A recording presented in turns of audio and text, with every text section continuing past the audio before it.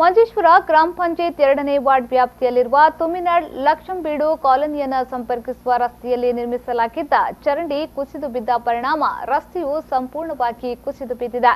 ಈ ಘಟನೆ ನಡೆದು 2 ತಿಂಗಳುಗಳೇ ಕಳೆದರೂ ಅಧಿಕಾರಿಗಳು ಮಾತ್ರ ಎಚ್ಚೆತ್ತುಕೊಳ್ಳದೇ ಇರುವುದು ವಿಪರ್ಯಾಸ.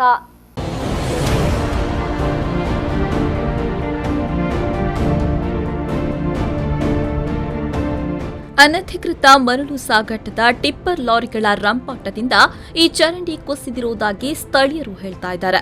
ಲಘು ವಾಹನ ಸಾಗಲು ನಿರ್ಮಿಸಲಾದ ರಸ್ತೆಯಲ್ಲಿ ಮರಳನ್ನ ಹೇರಿಕೊಂಡು ಸಾಗ್ತಾ ಇರುವ ಘನ ವಾಹನಗಳು ಸಂಚರಿಸಿ ಇದೀಗ ರಸ್ತೆಯೇ ಕುಸಿದು ಬಿದ್ದಿದೆ. ಪರಿಶಿಷ್ಟ ಜಾತಿ ಹಾಗೂ ಪಂಗಡ ಸೇರಿದಂತೆ 106 ಮಂದಿ ವಿದ್ಯಾರ್ಥಿಗಳ ಶಾಲಾ ವಾಹನಗಳು ಸಂಚರಿಸುವ ಏಕೈಕ ರಸ್ತೆಯಾಗಿದೆ ಇದು. ಇದೀಗ ಈ ಚರಂಡಿ ಕುಸಿದಿರುವ ಹಿನ್ನೆಲೆಯಲ್ಲಿ ರಸ್ತೆಯನ್ನ ಸಂಪೂರ್ಣವಾಗಿ ಮುಚ್ಚಲಾಗಿದೆ.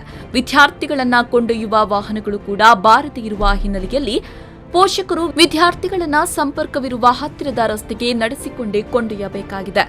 ಇದೀಗ ಕುಸಿದಿರೋದು ಮಂಜೇಶ್ವರ ಗ್ರಾಮ ಪಂಚಾಯತ್ನ ವತಿಯಿಂದ ನಿರ್ಮಿಸಲಾದ ಚರಂಡಿಯಾಗಿದೆ. കുഞ്ഞുങ്ങളെല്ല പോകുമ്പോൾ അവകടപ്പെടുത്ത മാതിരിയാണ് ഇപ്പോൾ ഉള്ളത് ഈ റോഡ്. ചില കുഞ്ഞുങ്ങൾ ഇവിടെ കടന്നു പോകുമ്പോൾ ചിലപ്പോൾ ഇതിൽ വീണിട്ട് എന്തായാലും സംഭവിച്ചാൽ ആരും ഉത്തരവാദിത്തം. ഇതുവരെ ഒരു ആൾക്കാർ ഇങ്ങോട്ട് തിരിഞ്ഞു നോക്കിയിട്ടില്ല. അപ്പോൾ ഈ നാട്ടുകാരൊന്നും ചോദിക്കാനും പറയാനും ആരില്ല ഇവിടെ സർക്കാർ ഉദ്യോഗസ്ഥർ. ഇതിങ്ങനെ എന്തായാലും എല്ലാ നാട്ടുകാരും കൂടി പഞ്ചായത്തിൽ നാം പോയിട്ട് കുത്തിയിരിക്കുന്നു. ശക്തമായി ഇപ്പോൾ ഞങ്ങളുടെ പ്രഖ്യാപനം.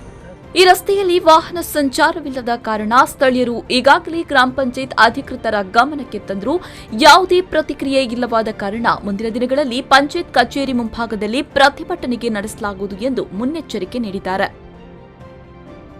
ರೆಹಮಾನ್ ಉದ್ಯಾವರ ವಿ4 ನ್ಯೂಸ್ 24/7 ಮಂಜೇಶ್ವರ.